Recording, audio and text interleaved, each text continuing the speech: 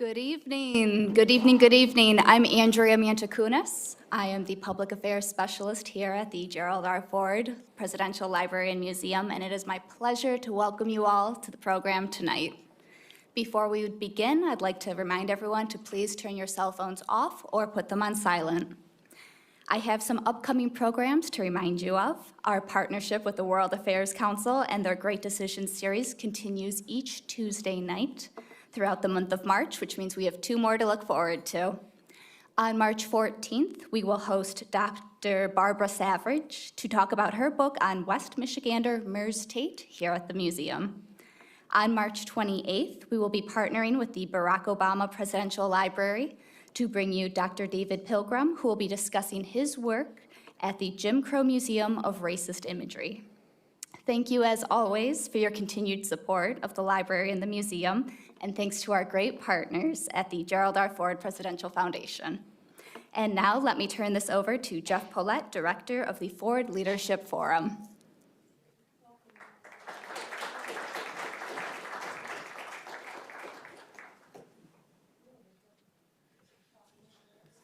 Good evening, everyone.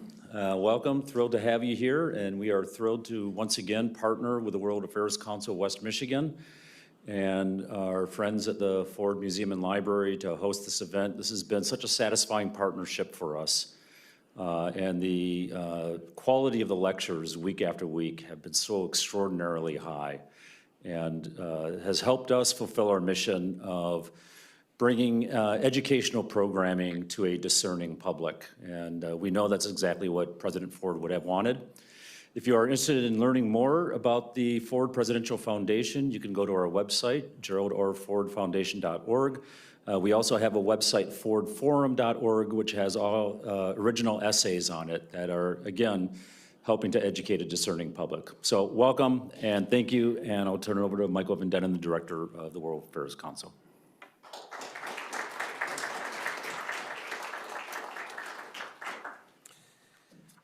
Well, good evening. Welcome to the 6th, I can't believe it, I was going to say a different number, already number 6, the 6th program in our Great Decisions series here at the Ford Museum, with topics suggested by the Foreign Policy Association.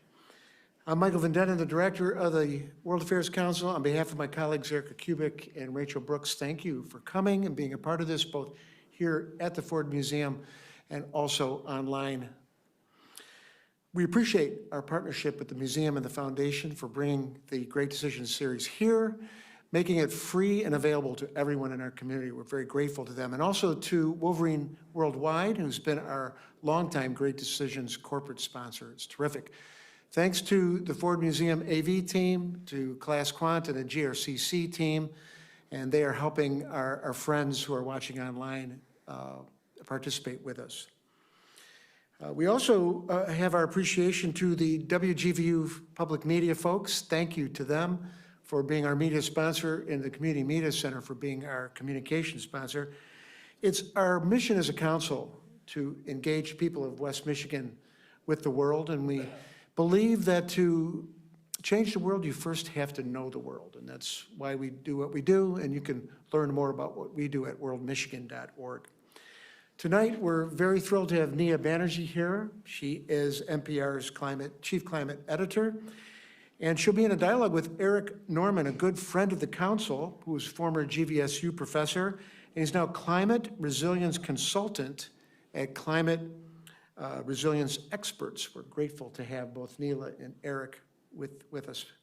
They'll converse for about 35 to 40 minutes, and then we're going to open it up to all of you, and you know our house rules. Respectful and succinct questions we're expecting from you. And now it is my honor to welcome Shelley Irwin to the stage. She is the host of the Shelley Irwin Show on WGVU, and a great friend of the council and all nonprofits trying to get their word out about what's going on in a great city. Thank you, Shelley. Thank you for your leadership for this award-winning World Affairs Council. Who listens to NPR? Every hand must go up. Neela? Okay, just checking. Thank you, Michael. WGVU, of course, is pleased to be part of the NPR family of stations. We are a family, a partner, of course, in this series with World Affairs Council. Honored to introduce our accomplished guest.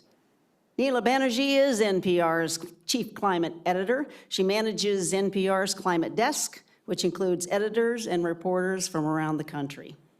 The Climate Desk focuses on making complex science accessible to audiences, spotlighting barriers to addressing climate change, explaining climate solutions, and revealing how climate change disproportionately affects marginalized people. Before starting at NPR, in April 2020, that's a story of itself, Banerjee spent 5 years as senior correspondent at Inside Climate News, where she led the team that revealed how Exxon had conducted its own ambitious climate research as far back as the mid-1970s.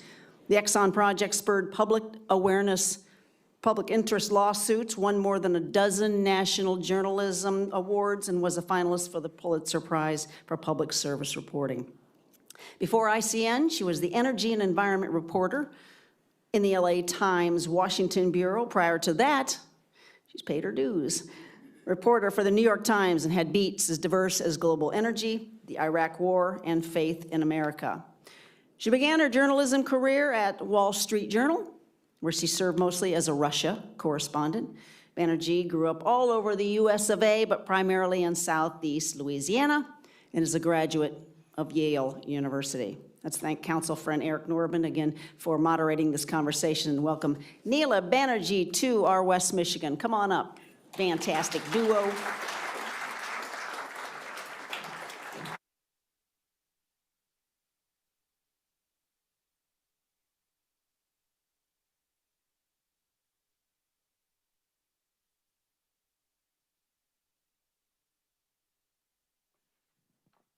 Hi, Eric. Oh, okay. Thank you very much, Neela, for joining us today. So we're here to talk about climate change and technology. That's our topic tonight. And I wanted to start off with kind of a big picture question to set the table.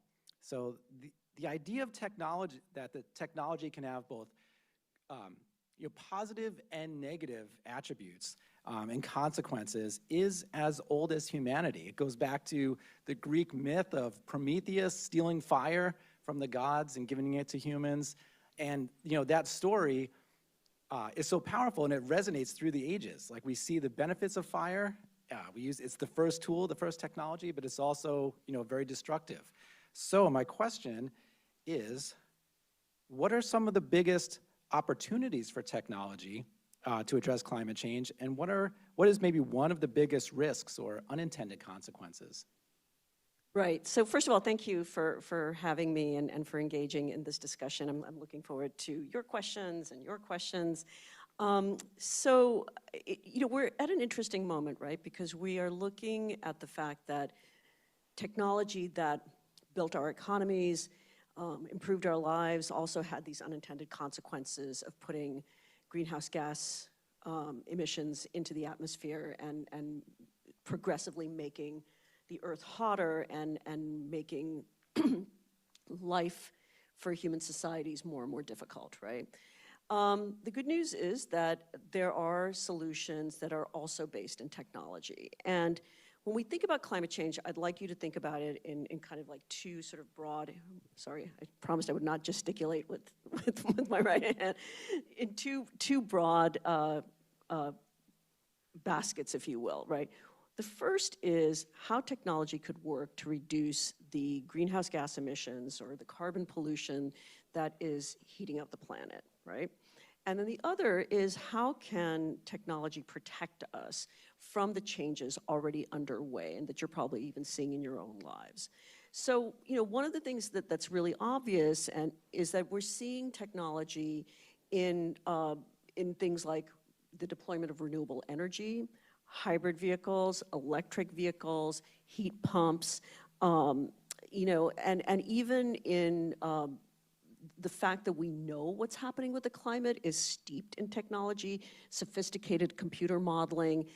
Just this week, there was or I guess it was last week, there was a satellite that was launched from SpaceX that environmentalists were behind, and so were researchers at Harvard, and it lets us monitor emissions of methane. Methane is the primary ingredient in natural gas. This would be methane from oil and gas sites because it's a much more potent greenhouse gas. It leaks from oil and gas infrastructure, but we don't know where and how much. This satellite would get that information in real time. Once you have that information, then you can fix it. So there's a lot of promise in that technology. What we have to be careful of is that as we build out these new devices and systems, that we don't replicate the sort of exploitation of communities and environmental degradation that we saw in the development of fossil fuels and mining and other things. I mean, as you know, there's like a lot of discussion about the minerals that are used for clean tech, right? How do you develop things like lithium and cobalt without exploiting poor people, developing countries, without ruining people's air or water? But what I'm encouraged by is that those discussions are going on. So that is in like reducing, the pollution. The other place is how technology can help us adapt to the risks already underway. And so, one of the things we're seeing, for example, is this discussion that extreme weather events, whether it's fire or flooding or hurricanes, is going to knock out power, right? And a lot of people, it's not just inconvenience for some people, it's a life and death issue. We're seeing the fact that things like microgrids are being built in communities. We did a story after Hurricane Ian about, Hurricane Ian took out so much power in Florida, but there was a little community that I think it's called like Babcock Ranch or something, but we did a story about it. And they had planned for this, right? They had planned and they'd created their own self-sufficient energy system based on solar. They barely lost a solar panel and they did not lose power, right? So that, there's ways that technology can help protect us. Mapping can help us determine whether we live in fire-prone areas, flood-prone areas. So those, to me, like that is the promise of technology. And then the question is, as we develop it, just to not replicate past wrongs. So it sounds like a lot of that technology, some of it will be very centralized, but also some of it will be very decentralized, like those microgrids that you talked about.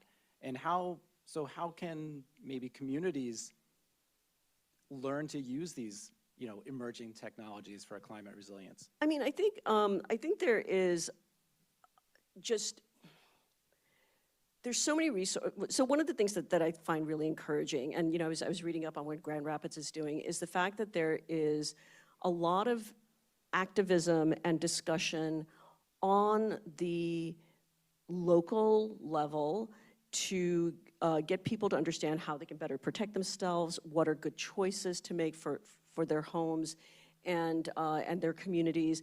And I don't mean activism in the sense like, people, I don't know, throwing Campbell soup on the Mona Lisa or something like that. I mean like people talking to one another and figuring out the best way forward, right? I think there's more and more information that's coming out. And I think, frankly, like we in the media, it's part of our job to help you understand like what's a real solution and what's not. So, without giving too much away, like this is the kind of thing like our team is discussing about, trends that we're seeing in rooftop solar. Like, how do we help you figure out, like, what are the questions you should be asking if you're thinking of getting rooftop solar?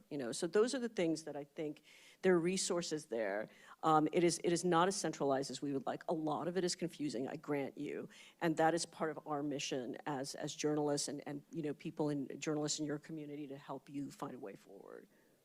That's great. So there's a lot of optimism around technology, which Yeah, is... there's a lot of misinformation too, but yes, yeah, and we can all get into that later. So one question that I have is around technologies. It's very easy to adopt. There's a lot of enthusiasm for like the next new thing. Yeah. One of the challenges though for addressing climate change is to stop burning fossil fuels. Yeah. So and if you look at energy use over time, we've been adding, we use biomass and then we added coal and we still use a lot of wood and charcoal and biomass fuels. We added oil and nuclear and now we're adding renewables. So do you see in your reporting ways that we can really steeply reduce the fossil fuels? Is there like, I don't know, I guess we got to, there's the enthusiasm around new technologies to add energy, but then the flip side is we've got to stop using. I hear what you're saying, yeah. It's tougher. So humans don't like sacrifice, especially American humans do not like sacrifice. And so I think the challenge for any kind of climate solutions is to guarantee our quality of life, and also improving the lives of others, whether in our own country or other countries, without making the climate worse, right? And I think that scientists, policymakers, and companies too, and individual activists and communities understand that and are trying to rise to that. But you've hit upon a really good point. So there is this feeling like, well, you know, like decreasing fossil fuel use is so hard. We need it for so many things. You know, like one of the big discussions right now is plastics, right? Like, you know, what do we do about plastics? That's another area that it's not a climate thing, but that is another way that fossil fuel companies, oil and gas companies, can continue to make money and prolong their corporate lives. So it's just hard to give up. So rather than giving up, people do look for sort of silver bullet solutions. And again, it's incumbent upon us as journalists to help them understand this. So one thing, for example, I have been approached by people who are like, Anne, what do you think about geoengineering, young lady? And it's like, I have to think about this some more. Like, so geoengineering, which means things like dimming the sun by emitting, like sort of spraying certain kinds of aerosols into the atmosphere, or putting things into the ocean to allegedly better absorb carbon dioxide. It's not regulated, right? It is something of a Wild West, but there are people who are really into this idea because they feel like we don't have to reduce fossil fuel use. We can continue to live the way we do if we just sort of have this solution that kind of is something of a cure-all. And I think, you know, you and I were talking about this before, and I think you see this also in our lives. Like the internet is the best example, right? Where technology leaps ahead, but human considerations of the morals and ethics and the unintended consequences do not keep up. And I think that is what we're seeing in the tension between the promise that technology has and like the enthusiasm people have around technology and really thinking through like, what is this gonna mean? Thanks. So you mentioned policy, and President Biden and Congress has passed the Inflation Reduction Act, which is really kind of almost a misnomer in that it is— Total misnomer. But inflation was a big thing then, so it's like, oh, we'll call it the Inflation Reduction Act. So. Right, yeah. So it's our biggest climate policy that the United States has passed, pretty much. So can you discuss some of your reporting on what the Inflation Reduction Act actually does and how it can benefit people here in Grand Rapids or individuals around the country? Yeah, so the Inflation Reduction Act is massive. And when you think about it, even though we've been hearing about it for a while, it's really been in place, or like elements of it getting deployed for about just a year now, like a year in the fall of 2023. The goal is, so there are multiple goals, right? It basically looks at climate change as an opportunity for manufacturing renaissance in this country and for economic development. So one of the things that it's trying to do on the climate front is to reduce our greenhouse gas emissions by 40 to 45% compared to 2005 levels. 2005 was when we had like really high greenhouse gas emissions. And then, and this is, you know, through things like, you know, everything from incentivizing regular people to get heat pumps or buy EVs or you know, install solar on their rooftops to big manufacturing projects like building, you know, solar panels in the U.S. And there's, lots of tax breaks around a lot of these things. I think it's because it's so big and so ambitious, and it's moving like on multiple levels. I think it's going in fits and starts. Like we, as like in our newsroom, and we work with member stations too. Like we're always trying to figure out, like, is this working where you live? How does it work? And you run into little things. I don't know if any of you have tried to install a heat pump in your house, but one of the things we run into is, yes, I don't know if this has been your experience, Eric, but like we've had colleagues and also people whose neighbors have said this, like, we wanted to install a heat pump and the contractor was like, no, you'll freeze to death, When in fact, like, in Norway, in Scandinavia, heat pumps are being installed more and more. There's not this concern there. So we actually did a story about, like, frequently asked questions about heat pumps. It was one of our most popular stories last year, so that you could understand what it is that you were getting into, what to ask for. So there's, that's not the kind of granular knowledge that you would know about until you start giving incentives for heat pumps, and people are like, either there's not enough contractors or the contractors don't believe in this, right? And then there's like big projects like, solar. You're seeing this, there's been a lot written about how a lot of clean tech is occurring in largely red and purple states or even districts, right? I'm not quite sure whether that was intentional or not. The Biden administration says it's not, but you have solar panels and electric vehicle batteries that are being built in the U.S. I think they would like to do more, but there's a shortage of trained workers for this. Like people are saying, including foreign companies, we're saying that we don't need more engineers, right? We need like more electricians, forklift drivers, people who can, who can do these jobs in our factories. So it is moving in fits and starts. It's going to be interesting to see what happens in this election year. I don't know if you guys read that Biden is considering slowing the rollout of EVs because of pressure from unions and car makers, and it is election year.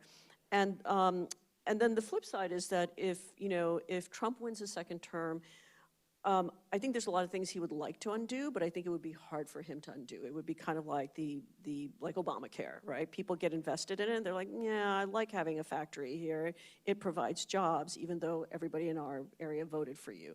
So so it's moving along. It's too early to see, to actually measure how much it's doing for the climate, but it is doing things for individuals and communities. But it's not, it's not without some serious bumps. But I think that's to be expected. It's not a reason to throw it all out and say, well, that was a failed experiment. So it sounds like a lot of these technologies exist, like heat pumps, electric vehicles, and it's really just a matter of scaling up the deployment and the adoption in some cases. Yeah, it does, but it's also it's complicated, right? Like, so for example, like a lot of people I think would like to buy electric vehicles, but there's not cheap electric vehicles in this country, right? A lot of people would like to buy electric vehicles, but there's not the charging infrastructure. There's this whole thing that I told you about contractors. Then there's issues like the issue around a lot of batteries, as some of you might have read, is that there are minerals like lithium, cobalt, and other things that are used in excuse me, in battery storage that lead climate priorities to collide with environmental protections in communities and also protections of vulnerable people who've been historically exploited. So people are looking into maybe there's a different kind of battery that we can come up with. They're looking at, for example, sodium, right, as opposed to lithium ion. And so it's, there's a lot of, sort of, it's like with any technology, right? Like nothing is perfect and it's constantly being improved. And I think that's going to happen in clean tech too. And it has to. Yeah. So there's policy, industrial policy, markets are involved. They're the markets are starting to take shape. And I think as people get more comfortable seeing their neighbor with solar panels, or I have a heat pump, my neighbors might see that, they can Like, what's There's that? pure, Right, yeah. that pure effect might kind of get the ball rolling. Yeah, no, people, I mean, people see things, I mean, it's like, when we were kids, right? You saw somebody with like, a cool backpack, and you're like, that's kind of cool. And, and it's the same thing with technology. It sort of gives you permission. You can talk to your neighbor about it, family members, and that kind of adoption occurs. And, it happened with our smartphones too. Right. One phrase that I hear a lot is, in a nutshell, the way we're going to move forward is we're going to electrify everything. So everything that you can think of in your house, at your business that currently burns fuel, if it's got a flame, that's going to be replaced by electricity. So heat pumps, for example, it's like an air conditioner that cools your house in the summer, but then it reverses and can actually extract heat from outside and heats your house in the winter with electricity without burning anything. Stoves, Induction stoves you as have opposed induction to gas. stoves is the hot new technology, but like steel making and things like that where you need really high heat, that's more of a challenge. Do you see any hope in some big industrial applications for electrification? Right, so there's a lot of discussion about like kind of the last mile, right? Like there's things that like getting electricity, shifting more and more of that to renewables, the way we live and continuing our lifestyles, but with different appliances. But there are industries that are really, really energy intensive and also reliant on fossil fuels. But there are people working on that too. Like I was in the expectation that somebody might ask me about small scale nuclear. I was reading up on like where that would be useful. And it's like, a modular nuclear. I'm not saying it's a perfect solution, and there's a lot of good faith discussion around whether it is or not, but it's relatively small. It's on it can fit on a semi truck, and there are, federal laboratories that are looking into this.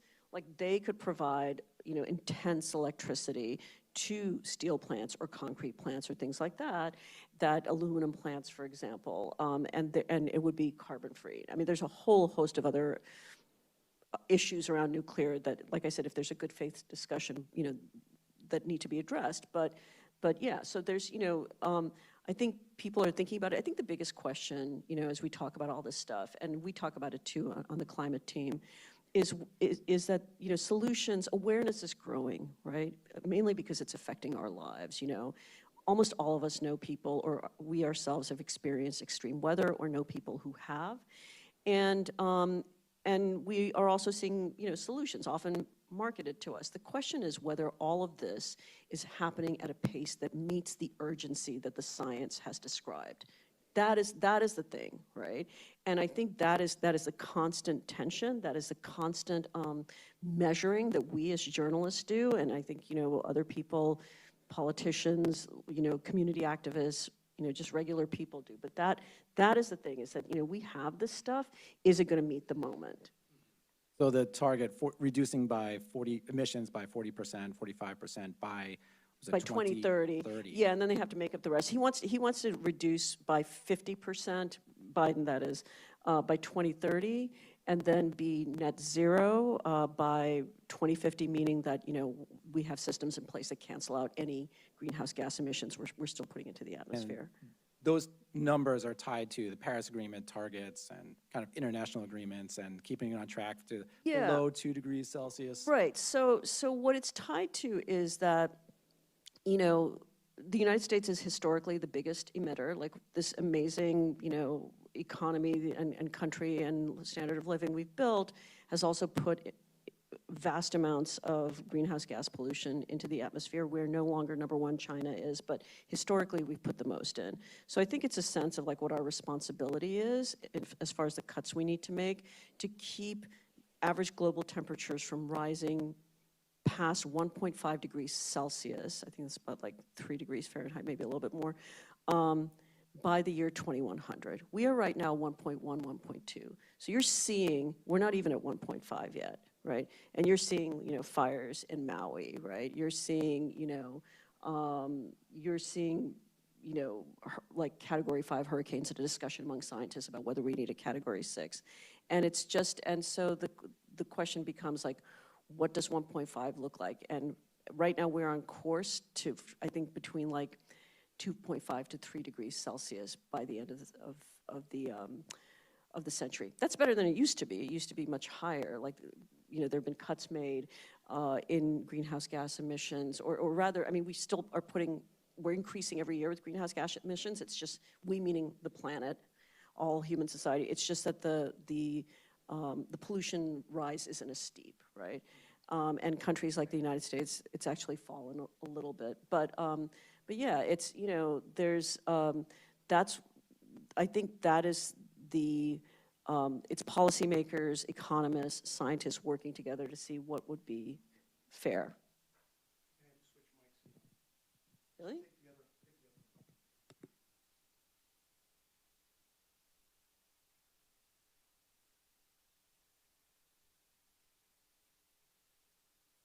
Working?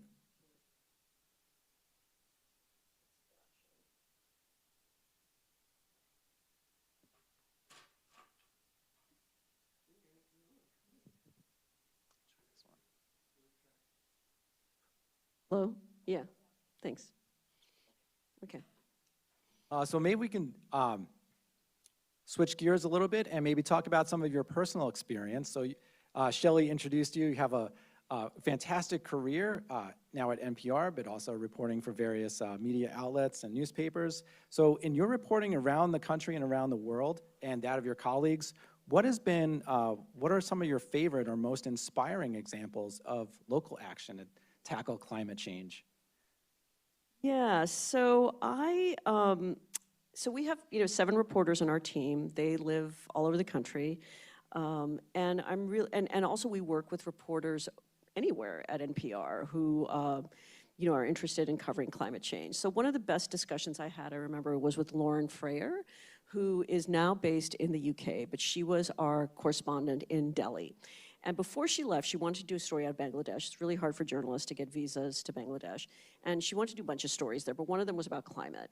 And so she was looking, so Bangladesh, you know, is low-lying. People live in the Delta in the Bay of Bengal. It floods terribly. There was like, you know, some kind of cyclone that killed like tens of thousands, if not 100,000 people years ago. And obviously they don't want a repeat of that, right? But the cyclones continue to hit and get bigger.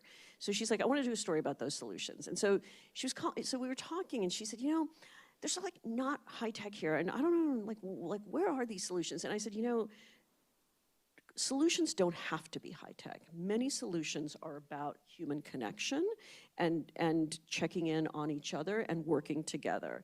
And so she did this story, and I could tell, like, even though she was like, we're talking on WhatsApp and she was in Bangladesh, like it was like a light bulb moment for her. And she ended up doing this story about how in the, you know, in the delta of along the Bay of Bengal, they use a very low-tech but effective way of protecting people when the cyclones come in and when any kind of flooding comes in. There is a scientist back in the capital in Dhaka, and he you know, is kind of monitoring the tide gauges, he's monitoring the weather, and he works with a woman, just, you know, this regular, you know, woman in a village, and she has a flip phone, and he sends her information, and he's like, it's gonna get bad, you need to evacuate people. And they do. And, you know, yes, people's livelihoods are affected. You know, they might lose boats or livestock or something, but they don't die, you know? And so it's because he has a connection with her. She has a connection with people in the community. He uses the high tech of the satellites, and they use very, very low tech in keeping in touch and getting the word out. And you know, there's so much of climate solutions have to do with just people connecting with each other, like in India or in Chicago. Like, you know, like one of the things I think about in a place like Michigan, right, is probably, especially in this community, I imagine a lot of people don't have air conditioning, right? And that is going to become a thing in northern climates, like we saw with the Pacific Northwest when they had their heat dome a few years ago. When you don't have air conditioning and you have a heat dome. So one of the things that people do in hotter countries that might be poor, like here people can afford air conditioning by and large, right? In poor countries they can't. So what you end up doing is you just check on your neighbors. You find ways to keep them cool, especially if they're elderly, their mobility is limited, if, you know, if their income is limited, and they, you know, just any kind of vulnerability, you check in with them. That is not a high-tech solution. So Lauren did that story. We've also done stories on climate accountability.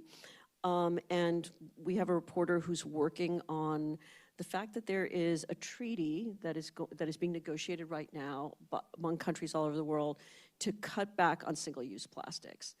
So the problem is that the most powerful voices in these negotiations are countries and companies that actually make the plastics, which are oil-producing countries and companies.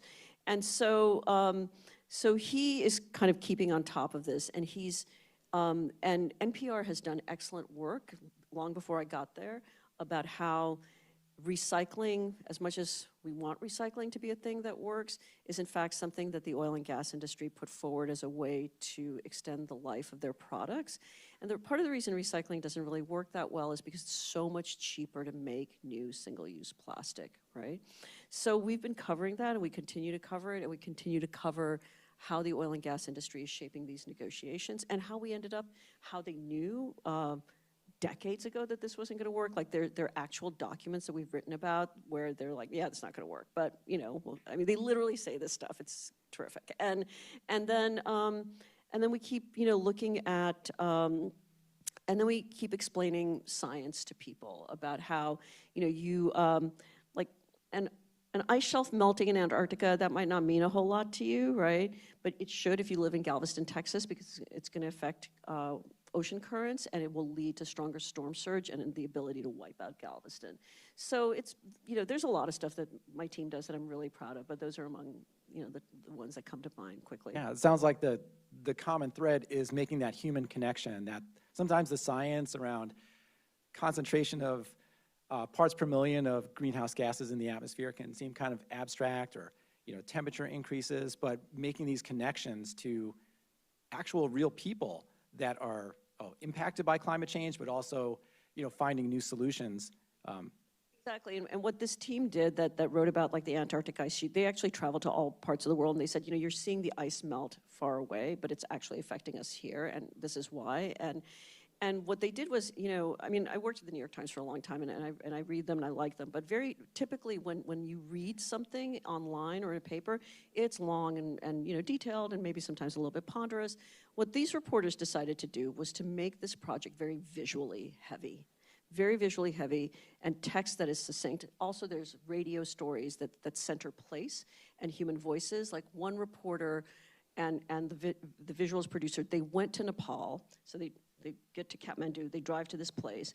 They trained for months, like on their own, at altitude, so that they could hike up from this place to a glacial lake, right? And they were writing about how the glacial lake gets bigger and bigger because the ice the glacier is melting, and at some point it is going to break through and it is going to drown the communities, downriver, down the valley. And they talked to this Nepalese couple, probably in their 70s, and their kids are grown and they live in the city. And the wife and the family, she's just like, I grew up here, I live here. Whatever comes, comes. And the husband, like a reporter got this great detail about how he sleeps in his regular clothes. He doesn't change out of his clothes because the flood could come anytime. And this is a very human tension in their family about, do they stay or do they go? And I bet there are discussions like that on the US Gulf Coast, along rivers in this country, in places where wildfire hits. And but they centered these human choices with the changes that are occurring and what questions those changes pose to us. Thank you. And I think we're about at 35 minutes. So I'm going to ask you one more question. And I'd like the audience and the people at home too listening, think about a question that you'd like to ask Neela. We will have an opportunity for a Q&A in just a moment. So my last question in the formal part of the presentation is about technology and behavior. So a lot of climate change happens because of the behaviors that we do as individuals, the choices that we make, but there's also, that adds up, to big collective action challenges. So how can technology, or how can we use technology creatively, positively to, maybe change our behavior, to remind us, to poke us and nudge us to make pro-environmental and pro-climate choices? I mean, I feel like, when I'm feeling pretty good about the internet, I feel like we find communities on the internet that support us in the changes that we make, and in the, you can find resources in places that you would never expect. And technology makes that possible, through social media, through things like YouTube, through various websites. And it also, like, if you feel like you're an outlier in your community, maybe you can find like-minded people elsewhere. So I think that is one of the ways. And it's also like what we were discussing earlier, like you see people adopting technology, and it's a way for people to, to talk to your neighbor about it. Like there's a block around the corner from me. I live in Washington, D.C., and they decided, I mean, they were already pretty friendly with one another, but they decided that different people decided they wanted to get rooftop solar, but then they banded together to get a better deal. So, so it encourages sort of cooperation among neighbors. There are things, so, I mean, I feel like technology is the, I mean, it can certainly help us, but we are the ones who use that as a way to connect with one another and to engage in collective action that helps our communities, but also like keeps our lives moving, keeps it comfortable. And I mean, I'm sure other things will come to mind, but I actually really rely on social media to, it kind of gives me hope that I find younger people who are like, influencers who talk, and they talk about sustainability or their life choices in ways that are really accessible to a younger generation, but they're also accessible to me too. I'm not saying that I would end up living like them, because I think it requires maybe a level of focus that I don't have, but it's not an all or nothing proposition. Like you can take, you can take a little bit of this, a little bit of that, and be inspired by what they do. And I think that's one of the ways that technology can nudge us. And obviously there's an algorithm, so if you're following like somebody who's like, doing like sustainable fashion or, reducing waste or something like that in their regular lives, then the algorithm will feed you more people like that. So in economic terms, let's think about lowering transaction costs. It's easy to find things, search costs. We can find these solutions, find your community, and build those connections. Right. I mean, I think the difficulty in all of this, which we really haven't talked about, is like misinformation. Yeah. So. The flip side of all this technology too. Yep. Sure is. Yep. All right. Well, thank you very much, Neela. I think that's, have a round of applause for Neela. Thank you. And then we'll turn it over to the audience for questions.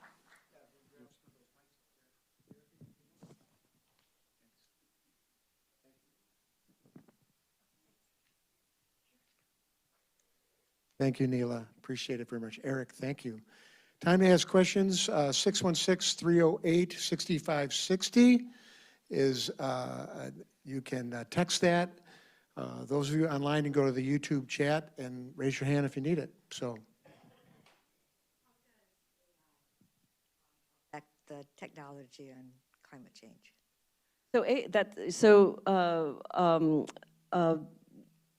She asked about how AI affects technology. AI technology affects climate change, and it affects it in a couple of different ways. Like everything we've talked about today is like in good ways and not so good ways. So the not so good way is that AI requires a vast amount of computing power, and what we're finding, and we've written about this, NPR has written about this, is that computing power, like those data centers need cooling, and you need water for that, and a lot of them are in the West. So if you're facing drought conditions, then it's a strain. It can be a strain on water resources, right?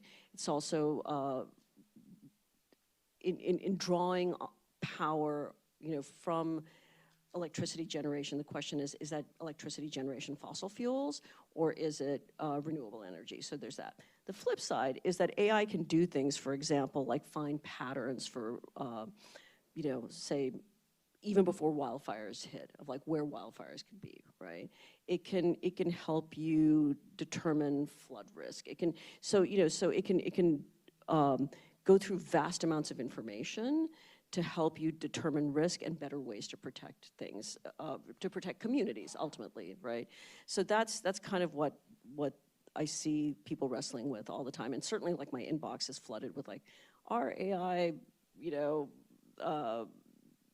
program can do X, Y, or Z, and it's hard to kind of judge like what's really good or what's not. And I think a lot of academics are now looking into like, does this really work or doesn't it? Hi, thanks for coming today.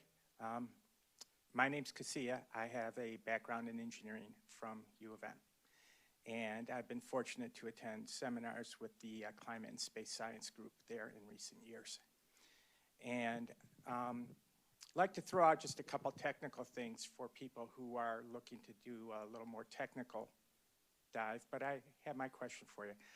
Things we should be aware of that we're not: abbreviations such as EEI, which is Earth's energy imbalance. It's one of the big things that, say, James Hansen is measuring, how much energy we are now retaining versus how much energy the planet is putting back out. And that's a big one, so for people on that. And since this El Nino has started, we've had incredibly above average ocean temperatures. I'm sure you've heard about that. I'm sure you've probably done some reports on that. And a big one right now is the ocean heat content, for people wanting to dig a little deeper into that. And my question for you is, for NPR, there are stories across the globe, and I know, like you said, you mentioned Bangladesh and other regions, where life is being radically redefined by climate change. Mongolia, for instance, used to have a once-in-a-decade intense winter. They've been having them every winter, and the traditional herding people of Mongolia are being just devastated in their way of life. Or nomads in North Africa, Morocco, those areas.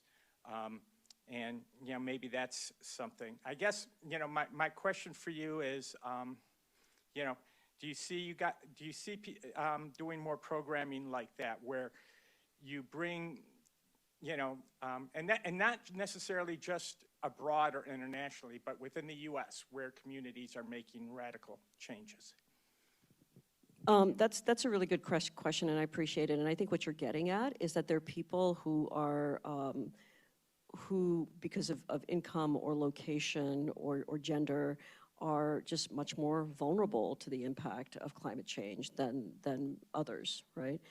The short answer is yes, that we are doing those stories. Like, for example, there's, and it's not, I mean, some places are pretty obvious, like how the melting of permafrost in Alaska means that communities have to rethink like how they live, where they live, right? But there's other questions too. I mean, and they're much closer to home. I mean, you're asking about stories like that our team did that we liked. Like, one of the stories that the New York Times did that I loved was that they looked at the city of Richmond, right? And how the disparities in tree cover in a city affect heat. And wealthier neighborhoods have more trees.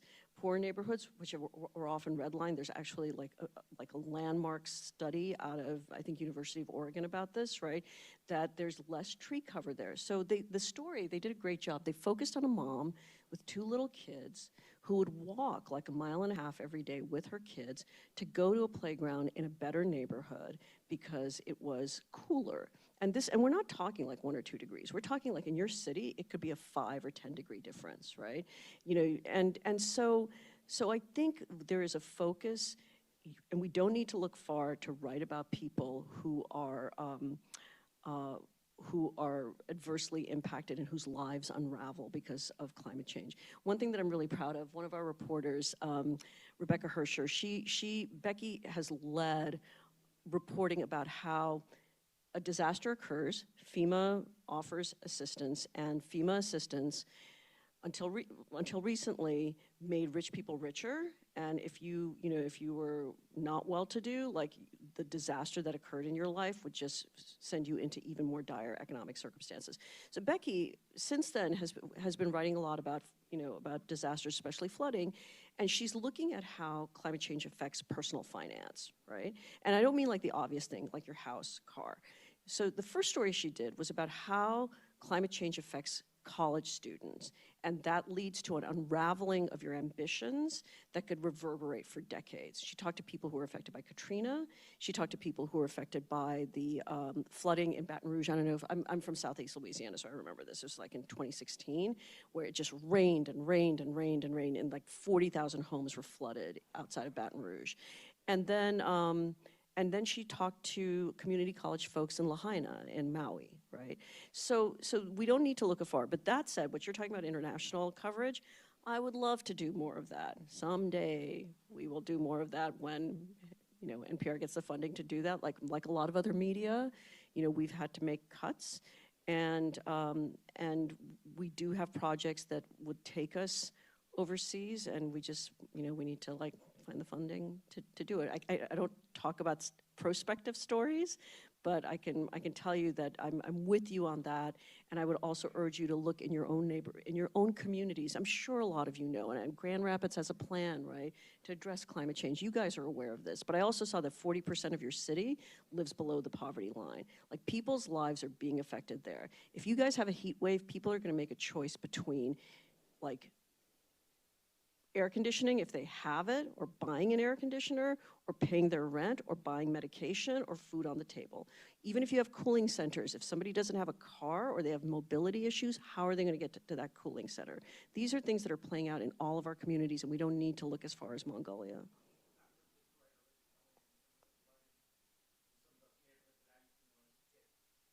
Yeah, it is.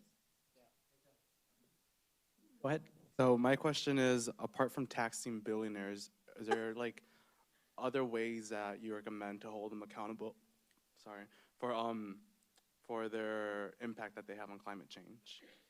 I mean, I think that there's, so I do not make policy recommendations, right? I just report on what's happening, but we also report on discussions about this. So one of the things is economists of any political stripe who are looking at climate change, will tell you that the most effective thing to do is to put a price on the impact of climate change, right? Or externalities, and that would be a carbon tax. But in the United States, ain't nobody gonna come out saying, I'm for a tax, right? So they're not gonna do that. So one of the interesting things that's happening, though, is that the EU wants or has adopted something called a border tax, a carbon tax at the border. So what that means is that they have put a price on carbon dioxide pollution, like, I don't know, $100 a ton. I'm sort of making this, the law's passed, I just don't remember the number. And because their companies within the EU have to pay that, have to pay a carbon tax, and they have carbon markets. But what that means is that if you're producing something in China or the United States or Latin America and you're not paying for this, your goods are cheaper. And so you undercut domestic industry. Well, American politicians have seen this, and whether they're driven by climate action or, xenophobia, I don't know, or protectionism, but they're thinking of doing the same thing in the United States. And you have Republicans and Democrats in Congress who are thinking about a border tax too. I mean, taxing billionaires, not taxing billionaires, I mean, I don't know. It depends on who's Congress, what the Supreme Court decides, and, who's president. I can't predict any of that. But what I can point to is that people are having discussions about this, and there's also states that are creating carbon markets, and there are lawsuits. There's lots of lawsuits about holding industry accountable, and they're gonna probably, I'll probably have grandkids by the time that they're decided, but no, I mean, because, industry has the resources to fight back, but so far, the plaintiffs have filed not in federal court, but in state courts, and the Supreme Court so far has said that they can be sued in state court, and And so we'll see if that, if that yields money for communities to protect themselves that they've gotten from companies that have historically put greenhouse gas pollution into the atmosphere. Can I just make a quick comment on that? So the carbon tax would raise the cost of fossil fuel intensive energy and activity, and that would make, alternative energy, green energy cheaper, relatively cheaper. Yes. The Inflation Reduction Act kind of takes the opposite approach and subsidizes the green energy, and renewables to make it cheaper than fossil fuels. Right, so it's the kind of like pushing it from the supply side. So the incentive would be like, we import a lot of stuff from China, right? China powers, they use a lot of renewables, but they also use a lot of coal, right? And a lot of the world is like, China, like, when are you going to, stop building new coal plants? If there's a tax, China might be like, well, U.S. is a big market, and we want our stuff to be competitive. So maybe we make that transition off coal faster. So that's it's, like I said, it might be people who might back this might want it because they want, swifter climate action. Some people might want it because they're picking fights with China. But the point is that it's that kind of mentality that if you want your goods to be competitive, then they have to be powered, like your factories have to be powered by renewable energy as opposed to fossil fuels. We've got some audience questions, but I've got a text question here. And you talked about this a little bit with geoengineering, but maybe we can get into it a bit more. People with money and power are talking about carbon sequestration and cloud creation, et cetera. And if you might comment a bit more on such visions. Right. So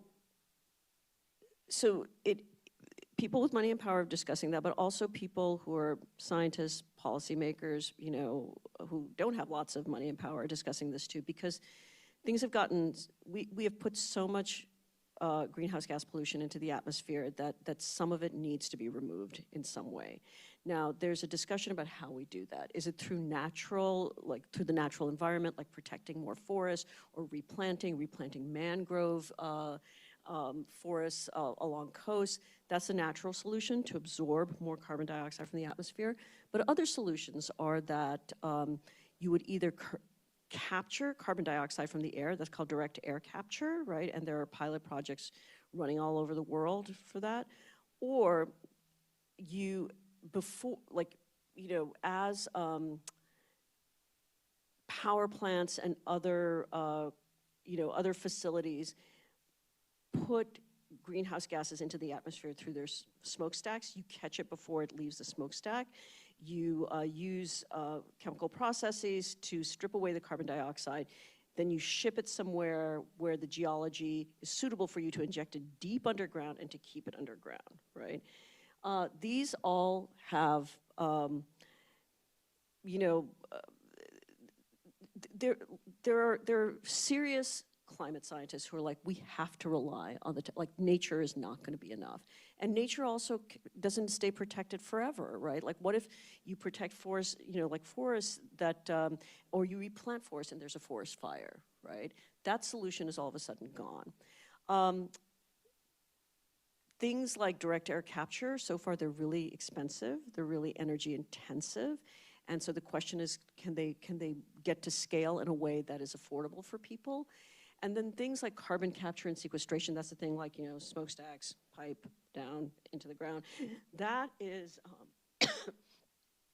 that also has issues. There have been pilot projects that the Department of Energy has been backing for years now.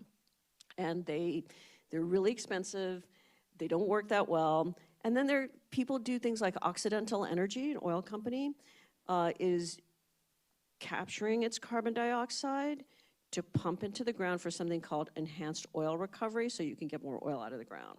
So, so you have these unintended consequences. Part of the reason, we've been discussing this, right? Part of the reason that this is going on is because, goes back to your question or somebody's question about a carbon tax, right?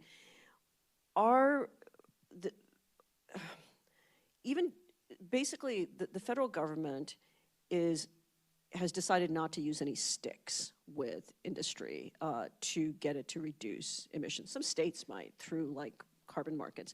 Federal government has decided not to do that. One reason, as we've seen, is because of the Supreme Court.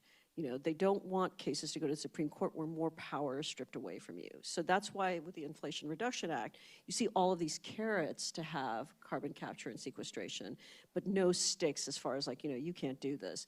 So that's part of the reason is that, you know, the federal government's ability is circumscribed in what it can do. So, so since it can't, you know, narrow the options that industry has or shape their behavior through penalty, it has to incentivize through carrots.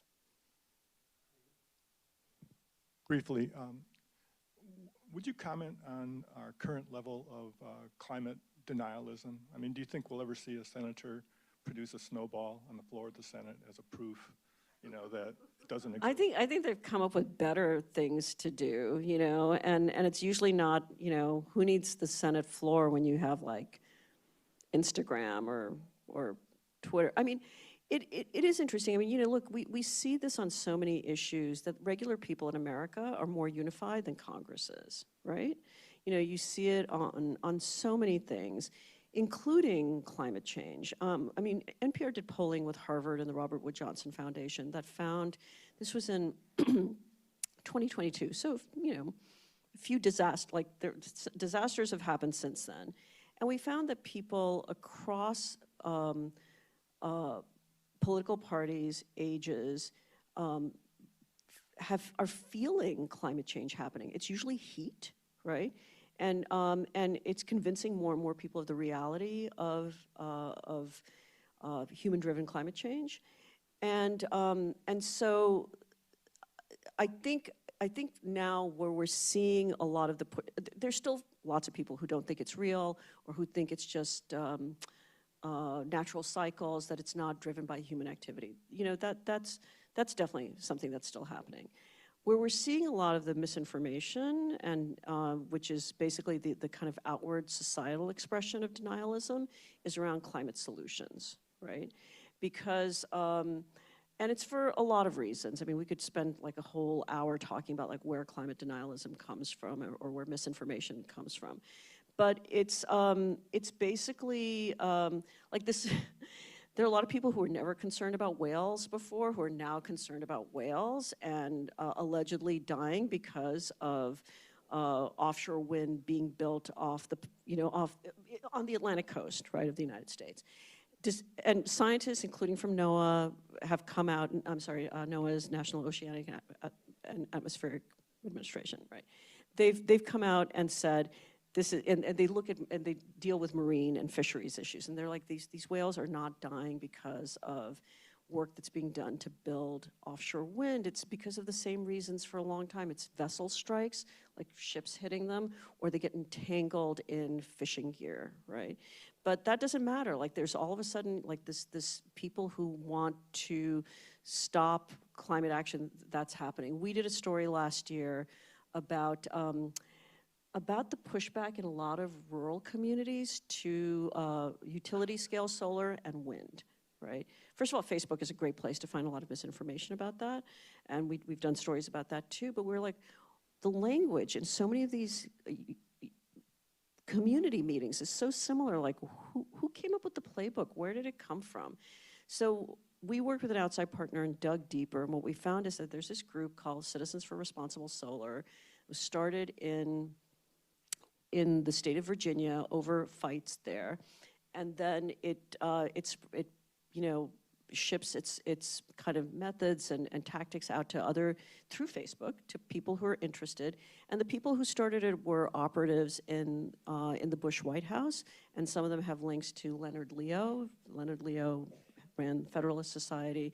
I know it feels like this weird thing where like you should have like red string connecting everything, and I don't mean to be that way, but like those kinds of relationships exist in any political community, whether it's the left, center, or right. Exists in your own community, like, you know, in your neighborhoods and stuff.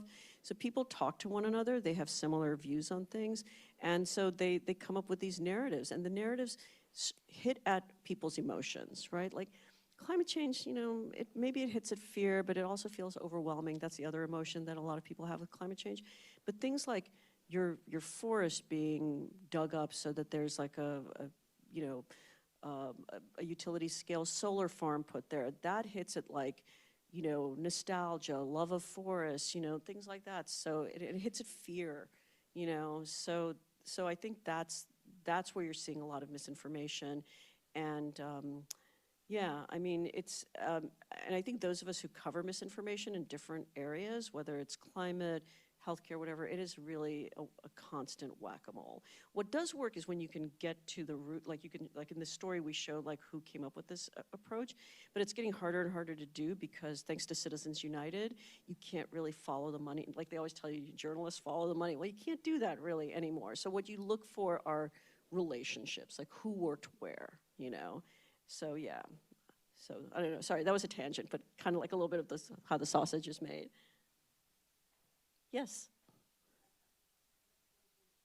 I'll start with the proposition that I'm no scientific expert and don't have any claim to, but I do understand that there, and my goal is to tell you something that I think NPR can do. Okay.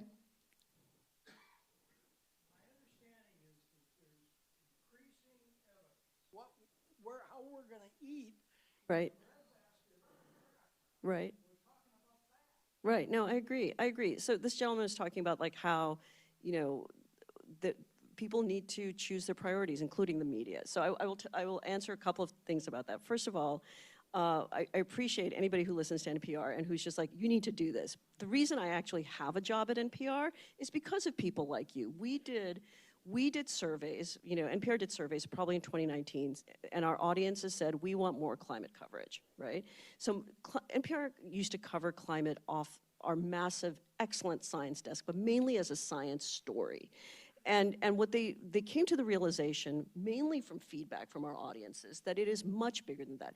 It is about agriculture and food. It is about national security. It is about culture. It is about our homes. It is about our fashion. It's about everything, right? So they created my job on the science desk, and they were like, and now you can help elevate and I had a team of reporters whom I worked with, but they were like, now you can elevate climate reporting across the network. And the thing is, I can if people and their bosses are interested, but I can't go to somebody and say, hey, this is happening in your neck of the woods. Can you do that story? Because I'm not their boss, right? So about a year into my job, I asked the top editor at NPR, and my boss did too, the woman who ran the science desk, who's really interested in climate, like, how about we have a climate desk? Other people have climate desks, and they're like, okay, and around this time also philanthropies who are doing more and more on climate. They're doing a lot of stuff to help revive local journalism because they've seen it shrivel in so many places. They've gotten interested in funding climate reporting too. So by October 2022, we actually launched a desk that has I guess 7 reporters and 4 editors, including a visuals editor. And we do video, audio, podcasts, and digital. Now, to your point about, would I like to cover more? Yes. Do we work with other people who are working on like we have a reporter, for example, Chloe Veltman, who is on the culture desk, and her editor has given her leave to create like a mini beat on her desk, on her beat, covering climate and its intersection with culture. So, for example, she's done stories about the things. About how Hollywood is trying to make its sets more sustainable. So you don't like strike a set and take everything to the dump, but like what can you reuse, like so that you're not contributing to waste, right? So we are definitely building. It is coming up against the reality of just the economy. The journalism economy, because as you've seen, it's not just NPR that's made cutbacks or member stations, but it is for-profit media too, like CNN, Vox, Vice. All of these places have cut back, or some media have closed. So that's kind of the issue. One thing I will say about the Arctic.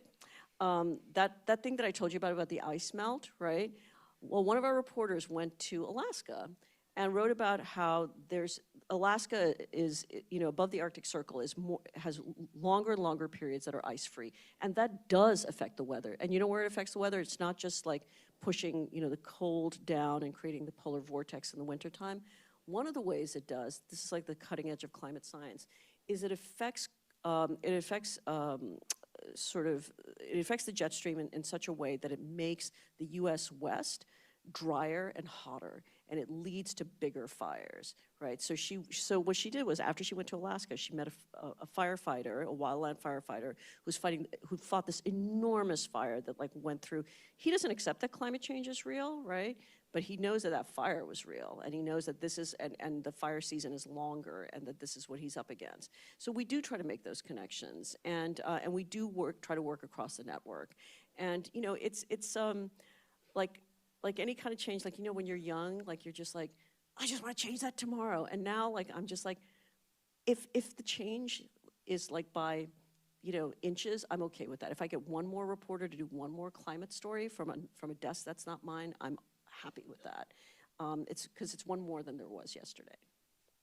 Last question over here. You get your question answered. Are you telling them to mob me afterwards? So carbon capture has enormous potential. At the same time, it is also controversial. It's controversial because it has been used to justify delay of other existing measures at a time when the carbon capture technology is not there at scale, potentially may never be. But another thing that you briefly mentioned is even more controversial, that is geoengineering. Can you give us your take about this, where we are, and what you think the future might be of geoengineering?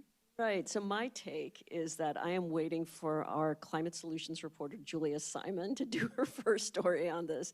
She, I think what we are seeing is that it looks, to some people, it looks really cool, right? We can just keep pumping oil and gas, and we can have our cars, and nobody needs to buy an EV, and we just put stuff up in the atmosphere, and it cools the planet, and I feel like this is something that we need to proceed very slowly on. And I think, so I would say that any kind of position I have doesn't really matter. What matters is what reporting that is based on rigorous science shows us, right? And Julia, has been with people who just take a van and try to put, sulfur dioxide in the atmosphere. And she's also been with labs where they are really thinking about how this proceeds. And so I think that's what we do as journalists, right? People always talk, how do you report on climate change? How do you report about politics or whatever? I mean, yes, we report about politics and when there's fights, or to try to look at the origin of certain narratives, right? But really, at the end of the day, we're lucky because we have science. We have science. What does peer-reviewed science say? What does the preponderance of science say? And that is what we go back to again and again. So geoengineering is something that is just, that is not regulated, which has created some concerns. And we need to see, what the science says about whether it could work. And I totally agree with your point, whether it's carbon capture, direct air capture, geoengineering, there is concern among a lot of people that what it does is it basically forestalls the reduction in fossil fuel development and consumption. And what do you do with that? Because it's not, fossil fuel use is not just climate impacts. There's also localized impact from, local pollutants that make your kids' asthma worse, for example. So, so that's a really good point, and that's a point that we make in our stories, and because the science says so. I think that's a great note to leave it on. So thank you very much, Neela, for sharing your insights on technology and climate change.